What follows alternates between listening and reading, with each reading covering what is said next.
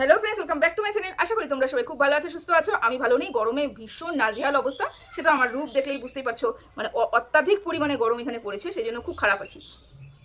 তো আজকে আমি টুনটুনি দিদাকে নিয়ে কিছু কথা বলতে এসেছি। টুনটুনি দিদা কালকে ভীষণ পরিমাণে অপমানিত হয়েছে এবং সত্যি সত্যি যে পড়ে না কেউ যদি এরকম করে অপমান হয়, মানে আমি যে পড়ে অপমান হতে যাচ্ছি, তখন কিন্তু ভীষণ খারাপ লাগে। যদিও টুনটুনি দিদার খারাপ লাগার কোনো কথা নেই, কারণ টুনটুনি দিদার এই অপমান, এই মান সম্মান, এগুলো বোধ একটু কমই আছে। আর তাছাড়াও কি বলতো, ওই যে জ্ঞান মনে হয় একটু কমই আছে, হাওয়ায় মনে চুল টুলগুলো পেকেছে। কারণ আমরা যখন কাউকে সম্বোধন করব, সে আমার ছোট হোক, সে আমার বড় হোক, তাকে আমাদের একটুখানি রেসপেক্ট করে কথা বলা উচিত। এবং তিনি আমাদের ওয়াইটির যিনি এখন সমাজসেবিকা দিদিভাই, তিনি নিজেকে অনেক কিছু মনে করেন এবং তিনি চান সবাই যেন তাকে সম্মান দিয়ে কথা বলুক। অথচ তিনি এমন একটা চ্যানেলে বসে আছেন যেখানে যেই চ্যানেলের কোনো সম্মানই নেই। আচ্ছা যাই হোক, তিনি তাও যাই বসে টুনটুনি দিদা তাকে ফোন করেছেন, মানে টুনটুনি দিদাকে কিমা ফোন করেছেন, কোন পরিপ্রেক্ষিতে ফোন করেছেন সেটা অত ডিটেলসে গেলাম না। কোনো কারণবশত টুনটুনি দিদা কমেন্ট মিস হয়ে যাচ্ছিল বলে কিমা টুনটুনি দিদাকে ফোন করে অন লাইভে স্পিকার দিয়ে বলছেন, হ্যাঁ বলো, আপনি বলুন, আপনি কি বলতে চাচ্ছেন বলুন, এই কথাটা। সাথে সাথে টুনটুনি দিদা ম্যাডামকে বুনু বলে সম্বোধন করলেন এবং তুমি বলে সম্বোধন করলেন। এটাতেই ম্যাডাম খুব খেপে গেছে। ম্যাডাম বলছে যে উনি একটা চাকরি করে, উনার বয়স হয়েছে, তা উনার কাছে আশা করবো যে উনি কমপক্ষে কারোর সাথে যখন কথা কারোর নামে বলবেন বা কারোর সাথে বলবেন, তাকে একটুখানি হলে সম্মান দিয়ে কথা বলা উচিত, রেসপেক্ট করা উচিত। অন ক্যামেরায় বসে কথা বলছেন, এটা নিয়ে উনার খুব ক্ষোভ। আর এটা আমি বুনু নই, আমি কারোর বুনু নই, আমি দিদি হয়ে থাকতেই ভালোবাসি, কারণ আমি সমাজসেবিকা দিদি ভাই, আমি সবার দিদি। সেই জন্য বুনু বলেছে বলে একটু খারাপ লেগেছে এবং মুখের ওপরে টুনটুনি দিদাকে বলে দিয়েছে এবং টুনটুনি দিদা বলেছে, তাহলে আমার কথা যদি আপনার খারাপ লেগে থাকে তাহলে ক্ষমা করে দেবেন। আমি হয়তো ভালোবেসে বলেছিলাম। তখন ইনি বললেন যে আমি ভালোবাসা আদান প্রদান করতে আসিনি, এখানে আমি কাজ করতে এসেছি, পরিষ্কার করতে এসেছি ওয়াইটি। অনেক কথা মুদ্রা কথা হচ্ছে টুনটুনি দিদা ভীষণ পরিমাণে কালকে অপমানিত হয়েছে এবং অন লাইভে সবার সামনে এটাকে বলে বেল মুঝে মার, এরকম বাস তুমি কেন ঝাড়ে তুমি আসো ড্যাশ। এটা হচ্ছে ব্যাপার। কি দরকার ছিল বাবা ওখানে গিয়ে কমেন্ট করার, আবার কি দরকার ছিল ওখানে গিয়ে যেচে পুরো অপমানিত হওয়ার? প্রত্যেকটা মানুষ দেখেছে এবং শুনেছে কিরকম করে অপমান করা হয়েছে, কিন্তু তার গুণাক্ষরে তার মধ্যে কোনো বোঝা যাবে না। কারণ অপমান তাকেই মানুষে করে যার কোনো মান সম্মান থাকে। আদৌ কি আছেন? উনি এমন কিছু কার্য করে যাচ্ছেন, এমন কিছু কথা বলে যাচ্ছেন, এমন কিছু ভিডিও করে যাচ্ছেন যেখানে না উনাকে যে বয়স হয়েছে, উনাকে একটা রেসপেক্ট দিয়ে কথা বলতে হয়, উনিও মানুষকে রেসপেক্ট দিয়ে কথা বলেন। এই ধরনের মানসিকতাগুলো আমাদের দিক থেকে দিক থেকে আসে না। সেই জন্য সবার ক্ষেত্রে গালি খায়। একবার বল এই পাশে আসে, একবার বল ওই পাশে যায়। টুনটুনি দিদা এরকমই বল হয়ে এই পাশ ওই পাশ করে গোল খেলছে আর কি, সবাই গোল দিচ্ছে টুনটুনি দিদাকে। তো যাই হোক, সেটা নিয়ে আমার বড় কথা নয়। বড় কথা হচ্ছে অপমান হয়েছে, এটাই। এরকম অপমান হইলে পরে তো আমার তো অবস্থা খারাপই ছিল। আমি যেচে করে যাবো এবং তারপরে আমাকে অপমানিত করবে কি? ওরে বাবা, আমার তো সাড়ে সর্বনাশ হয়ে যেত, কারণ আমার নিজের প্রতি নিজের আত্মসম্মান বোধটা ভীষণ বেশি। তো যাই হোক, এটা বাদ দিলাম। টুনটুনি দিদা গতকাল একটা ভিডিও করেছে। গতকাল ভিডিও করে ওরে বাবা যা লেকচার মারতে বসলো টুনটুনি দিদা। আমি বলি কি দিদা, এই জন্যই কালকে আপনি অপমানিত হয়েছে, কেন আপনি নিজেই জানেন না আপনি কি বলতে চলেছেন, আপনি কি করতে চলেছেন, আপনি কি কার সম্বন্ধে কি ভাবছেন, এটা আপনি নিজেই জানেন না। সেই জন্য তো যাকে পারছেন তাকে যাই ধরনের কথা বলে ফেলছেন, আপন করার চেষ্টা করছেন, বাস খাচ্ছেন। এটা হচ্ছে আপনার ক্যারেক্টার। তো আপনি কালকে সোনা চুরি নিয়ে অনেক লেকচার মারলেন, টিনাকে নিয়ে অনেক কথা আপনি বললেন কালকে। তার কিছু উত্তর আমি দিচ্ছি। তবে একটা প্রশংসা আপনি অবশ্যই করেছেন, সেটা হচ্ছে সুতপাকে। যে সুতপা হচ্ছে টিনার দালাল, প্রথমে ছিল, এখন তো নেই। এখন টিনার দালাল হচ্ছে সুতপা ছিল। তাও সুতপার একটা স্ট্যান্ডার্ড আছে। সুতপা যা বলে স্ট্রেট ফরওয়ার্ড বলে এবং কাট কথা বলে এবং একটা কি বলবো, একটা শক্তি আছে তার কথা বলার মধ্যে। বুক ফুলিয়ে সত্যি কথাটা বলার মতন ক্ষমতা সুতপা রাখে। এই কথাটা কিন্তু আপনি একটা পরিষ্কার করে কালকে বুঝিয়ে দিলেন আপনার ওই কথার মাধ্যমে, যে আপনিও জানেন যে সুতপা সত্যিকে সত্যি বলে, মিথ্যেকে মিথ্যে বলে, কিন্তু কন্টেন্ট করতে হবে, ইনকাম করতে হবে। সেই কারণে সুতপার নেগেটিভগুলোকে আপনারা তুলে ধরেন। ধরুন কোনো ব্যাপার না, কিন্তু বেশি পরিমাণে করলে আঘাত লাগে, এটাই হচ্ছে কথা। তো আপনি বলেছেন স্ট্যান্ডার্ড আছে, কিন্তু এখন যে নতুন টিনার দালাল হয়েছে তাদের কোনো স্ট্যান্ডার্ড নেই। জানি না দালাল কাকে বলছেন, কি ব্যাপারে বলছেন বুঝতে পারছি না। কাকে বলছেন সেটা আমি বুঝতে পারিনি। তো সুতপাকে যেটা বলেছেন সেটা আমি ভালো মতনই বুঝতে পেরেছি। তারপরে আপনি বলছেন দালালটা ভুল খবর দিচ্ছে, কারণ টিনা এখন আর কোনো খবর বাইরে পাস করছে। তাহলে আপনি এটা মানলেন যে টিনা খবর পাস করছে না, তার মানে টিনা কন্ট্রোভার্সি চায় না। টিনা কিন্তু কন্ট্রোভার্সি বন্ধ করতে চায়, টিনা ওই জন্য ভেতরের কোনো খবর দিতে চাচ্ছে না। তাহলে দিদিভাই কেন আমাদের সমাজসেবিকা দিদিভাই কেন বারবার করে বলে যে টিনাই কন্ট্রোভার্সি চায়, টিনা কন্ট্রোভার্সি চায়? এটা কেন দেখতে পাচ্ছে না যে টিনা কোনো খবর দিচ্ছে না, টিনা ভেতরের খবর বাইরে বের করছে না? কন্ট্রোভার্সি ক্রিয়েটাররা তাদের ইচ্ছে মতন ভিডিও দেখে ভিডিও করছে, সেটা ভুল হলে ভুল, ঠিক হলে ঠিক, তাদের আন্দাজের উপর ভিডিও করছে, ভুল হতেই পারে। ঠিক তো এমন না যে ঠিক হলে পরে তাহলে ভেতর থেকে খবর নিয়ে এসে ভিডিও করা হবে, তাই না? এরকম তো আমার মনে হয় না কেউ করছে। যাই হোক, আর আপনি বললেন যে দালাল হতে হয় তো কিমার মতন হতে হয়। দালাল একমাত্র কিমার মতন, যে ভালোবেসে যদি ফন্দীপ কোনোদিনও, হাওয়া হচ্ছে দেখতে পেয়েছো, হাওয়া হচ্ছে, আহা হা কি আরাম। যদি ফন্দীপ কোনোদিনও কিমার বিরুদ্ধে মানে বিরুদ্ধাচরণ করে বা কোনো বাজে কথা বলে, তবুও কিমা কোনোদিন কিন্তু মুখ ফুটে ওয়াইটিতে এসে বলবে না যে ফন্দীপ তুমি আমার জন্য এটা করেছো, তুমি আমাকে এটা নিয়ে বলেছো, আমার খুব খারাপ লেগেছে, বা ওর বিরুদ্ধে ফন্দীপের বিরুদ্ধে যাবে না। আমরাও কেউ ফন্দীপের বিরুদ্ধে যাব না, এটা আপনি বলেছেন। এখানে হচ্ছে আপনার সাথে সুতপার সম্পর্ক, এখানেই পার্থক্য। কারণ কি বলতো, দাসত্ব করতে করতে না আপনার দাসত্বের দাসে পরিণত হয়ে গেছেন, বুঝতে পেরেছেন? আর সুতপা সেটা নয়, দাসত্ব কোনোদিনও স্বীকার করেনি, কোনোদিনও স্বীকার করেনি। যাকে নিয়ে কন্টেন্ট বানিয়েছে তার ভুল দেখেছে, স্ট্রেট ফরওয়ার্ড করে বলে দিয়েছে এটা ঠিক, এটা অন্যায়, এটা ঠিক।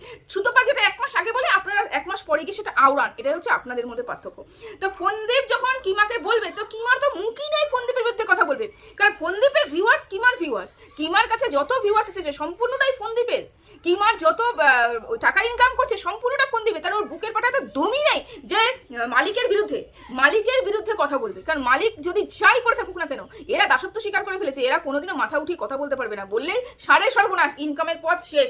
সবাই ঝাড়ু ঝাঁটা লাঠি নিয়ে আসবে কমেন্ট বক্সে ওকে ঝাঁটাপেটা করতে, যে এতদিন যাকে তোর নিয়ে খাচ্ছিলে, এতদিন যাকে ভালো লাগছিল, আজকে তোমার খারাপ লাগছে। ও এই জায়গাটা পরিণত করে ফেলেছে, ও ওই জায়গাটা পরিণত হয়ে গেছে, দাসত্বে পরিণত হয়ে গেছে। ও বাড়িতে গিয়ে গিয়ে গিয়ে গিয়ে নিজের চ্যানেলটাকে গ্রো করিয়ে করিয়ে এমন জায়গায় পৌঁছে গেছে না, ও যদি দেখে ফন্দীপ ভীষণ পরিমাণে অন্যায় করছে, ও মুখ ফুটে বলতে পারবে না। আপনারা এটাকে বলছেন না ভালোবাসা, এটাকে ভালোবাসা বলে না দিদা, এটাকে ভালোবাসা বলে না, এটাকে দাসত্ব বলে। একমাত্র যারা দাসত্ব করে তারাই কিন্তু এরকম বুক ফুলিয়ে মাথা উঁচু করে সত্যিকে সত্যি এবং মিথ্যেকে মিথ্যে বলতে পারে না, যেটা আপনারা স্বীকার করেছেন। আর ভুল ঢাকা, আপনিও বলছেন এটা ভালোবাসার ক্ষেত্রে আমরাও ফন্দীপের হয়ে কিছু বলতে পারবো না, এটা স্বভাব আপনাদের, এটা আপনাদের স্বভাব। কারণ আপনারা কোনোদিন ঠিকটা ঠিক বলতেই পারেননি, ভুলকে ভুল বলতেই পারেননি। আপনার সমস্ত সবসময় যেন প্রলেপ লাগিয়ে লাগিয়ে সেটাকে ঢাকার চেষ্টা করেছেন, সেই জন্য আপনাদের বুকে পাটা দমই নেই। তো এটা আবার নতুন কি? আচ্ছা, আপনি আরও একটা কথা বলেছেন, সেটা হচ্ছে চুরি। দেখো কিরকম করে ঘামছি আমি। চুরি, তো চুরি গেছে, সোনা চুরি গেছে, আপনি বললেন সোনা চুরি গেছে, আপনি বললেন সোনা চুরির কথা। তো টিনা সোনা যে চুরি করেছে, সে চুরির জন্য কেন কেস করা হলো না, এফআইআর করা হলো না, তারপরে হচ্ছে কেন কোনো কেস করা হলো না, সোনা চুরি গেছে তো কেন কিছু করলো না? আপনি এখানে বলতে বসেছেন সেই সময় মানসিক পরিস্থিতি ভীষণ খারাপ ছিল, মানসিক পরিস্থিতি ভীষণ খারাপ ছিল, সেই জন্য নাকি তারা যেতে পারেনি। মানসিক পরিস্থিতি এতটাই খারাপ ছিল তাদের, তারা পুলিশের কাছে যেতে পারেনি। অথচ ওয়াইটিতে এসে চোর চোর চোর চোর বলে বউকে বিক্রি করতে পেরেছে, কন্ট্রোভার্সি ক্রিয়েটারদের রসদ দিয়েছে, কন্ট্রোভার্সি ক্রিয়েটারদের কি কি ভেতরের খবর আছে সব বিক্রি করেছে, সব বলেছে বউকে আরো অপমান করো, সেটা করেছে। অথচ পুলিশের কাছে যাওয়ার তার ক্ষমতা হয়নি, তখন তার মানসিক পরিস্থিতি খারাপ ছিল। এটা আপনি বোঝাতে চাইছেন আর কি, আরো বোঝাতে চাইছেন। এটা কিন্তু আপনি একটু সত্যি কথা বলে ফেলেছেন যে কি প্রমাণ আছে যে টিনা চুরি করেছে? কি বলবে পুলিশের কাছে গিয়ে? কি বলবে? প্রমাণ তো চাইবে, তখন কি বলবে যে বাড়ির আমি তো কাউকে দেখিনি, প্রমাণ কে দেবে, কিভাবে প্রমাণ দেবে? এটা কিন্তু আপনি সত্যি কথা বলেছেন, ওরা দেখেনি। আসল কথা দেখেনি যে টিনা চুরি করেছে। আচ্ছা, যখন দেখেইনি টিনা চুরি করেছে, তাহলে আপনারা কিভাবে বললেন যে সোনাটা টিনাই চুরি করেছে? আপনারা তো এখনই বললেন দেখেইনি, প্রমাণ নেই। আবার কিছুক্ষণ পরে বললেন না না এটা বলে তো মালিকের বিরুদ্ধাচরণ হয়ে যাবে, মালিকের বিরুদ্ধে কথা বলা হয়ে যাবে। আপনি আবার তারপরে বলছেন না না চুরি তো করেছে, প্রমাণ তো তার বাবার কাছে আছেই, এটাও বললেন আপনি। তার পরক্ষণেই আপনি এটা বললেন, মানে আপনি নিজেই জানেন না যে আপনি কি নিয়ে ভিডিওটা করতে বসেছেন। যাই হোক, সোনা যে চুরি গেছে, আপনি বললেন 3 দিন তার মা তার বাড়িতে ছিল, টিনার মা টিনার শ্বশুরবাড়িতে ছিল, সেইখানে নাকি টিনার মা সমস্ত ব্যাগটা গুছিয়েছে, সেখানে সোনাটা নিয়ে বেরিয়ে গেছে। আর ফন্দীপ অন্য ঘরে থাকতো, সেজন্য ওদের মধ্যে কি কথোপকথন হতো, ওটা সোনা কখন লেনদেন হয়েছে, ওরা কি ফন্দীপ কিচ্ছু জানে না। আচ্ছা, যখন ফন্দীপ জানেই না ওই ঘরে ওর মা ছিল, 3 দিন ধরে মা ছিল, তারপরে ব্যাগটা গুছিয়েছে, ব্যাগের মধ্যে টাকা ঢুকিয়েছে, সোনা ঢুকিয়েছে, ওর ডকুমেন্টস ঢুকিয়েছে, এগুলো যখন সন্দীপ দেখেইনি, তাহলে আপনি কি ওই বাড়িতে তখন উপস্থিত ছিলেন? আপনি কি তখন দেখেছেন যে না টিনার মা টিনাকে বলছে আয় সোনাগুলো নিয়ে আয়, ব্যাগ গুছিয়ে দিই, চল এগুলো গুছিয়ে দিই, এগুলো কি টিনার মাঝে বলছিল? তখন উপস্থিত কি আপনি ছিলেন? ঠিক বুঝতে পারলাম না। না হলে আপনি এত দৃঢ়তার সহকারে কিভাবে বলছেন যে আমি কি টিনা মাই হচ্ছে সোনার ব্যাগের মধ্যে সোনা নিয়ে পালিয়ে গেছে, মানে বেরিয়ে গেছে বাড়ি থেকে? আপনি কিভাবে বলছেন? আপনি একবার বলছেন কেউ দেখেইনি, কোনো প্রমাণই নেই, বাড়ির বউ সব হাতে রাখতো চাবিকাঠি, তা বাড়ির বউ নিয়ে চলে গেছে, কোনো প্রমাণ সে দিতে পারবে না, সেই জন্য পুলিশ কেস করেনি। আপনি বলছেন 3 দিন ধরে ওর মা ছিল, ব্যাগে সব সোনা গুছিয়েছে, এগুলো প্রমাণ কিভাবে দেবেন? ফোনদীপ তো অন্য ঘরে থাকতো, ওর সাথে থাকতো না, আপনি নিজেই তো বললেন। তাহলে যে অন্য ঘরে থাকতো সে কিভাবে দেখতে পারলো যে সোনাটা চুরি গেছে এবং টিনা সেটা চুরি করছে? নেহাত যদি দেখতে মনে করুন দেখেছে যে টিনা সোনাটা চুরি করছে, ফোনদীপ যদি নিজের বউ চ্যাট করছে সেই চ্যাট বা নিজের চ্যাট বানিয়ে বউকে বিক্রি করার মতন পরিকল্পনা করতে পারে, তাহলে একটা ভিডিও করলো না যখন সোনাটা চুরি যাচ্ছিল? একটা ভিডিও করতে পারলো না? একটা ফটো তুললো না যে এই যে সোনা আমার চুরি যাচ্ছে, পরে এটা নিয়ে যাক, পরে আমি ওকে কেসে ফাঁসাবো? যখন বউ বেরিয়ে গেল তখন তার বউয়ের অ্যাকাউন্ট থেকে টাকাটা পর্যন্ত সে নিয়ে যেতে পারলো, অথচ সে একটা ভিডিও করলো না, একটা ফটো তুললো না, একটা পিক কারোর কাছে প্রমাণস্বরূপ রাখতে পারলো না যে সোনাটা ওই চুরি করছে, আমি দেখছি। মানেটা কি? বোঝাতে কি চাইছেন? কিছু মানে একটা মেয়েকে আমরা অপমান করব, একটা মেয়েকে আমরা শেষ করার পরিকল্পনা নিয়েছি বলে মেয়েটার বিরুদ্ধে যা ইচ্ছে তাই বলতে পারি, আমরা দেখেই নেই সেটাই বলতে পারি। ফোনদীপ মানে এতটাই বোকা যে ও সব কিছু দেখেও তারপরে একটা ভিডিও করে নিয়ে একটা ফটো তুলে নি, আর আপনারা বলছেন সেটা আমরা বিশ্বাস করবো? পাগলের পোলাপ করতে বসেছেন আপনি। আরো একটা লেটেস্ট কথা বলেছেন যে ফোনদীপ তো চেয়েছিল সংসার করতে, ওই জন্য তো কাকুতি মিনতি করে ভিডিওটা করেছে, তারপরে ফোন করেছে তুমি চলে আসো, বাচ্চার জন্য চলে আসো, বাচ্চার ভবিষ্যতের জন্য চলে আসো, দুজনে সুখ দুঃখের অনেক সংসার করবো, সুখ দুঃখের গল্প করবো, বাচ্চাকে মানুষ করবো, এগুলো আপনি বলছেন। এগুলো নাকি ফোনদীপ ফোনে বলেছেন, হয়তো আপনাদের ডিটেলসে বলেছে, আমরা ডিটেলসে জানি না, হয়তো ভেতরের খবর নেন তো আপনারা, তো আপনার কথা হিসাবে এটা বলেছে ফোনদীপ। আচ্ছা ফোনদীপ এই কথাটা ঠিক কখন বলেছে? এই ফোনটা ঠিক কতদিন পরে করেছে?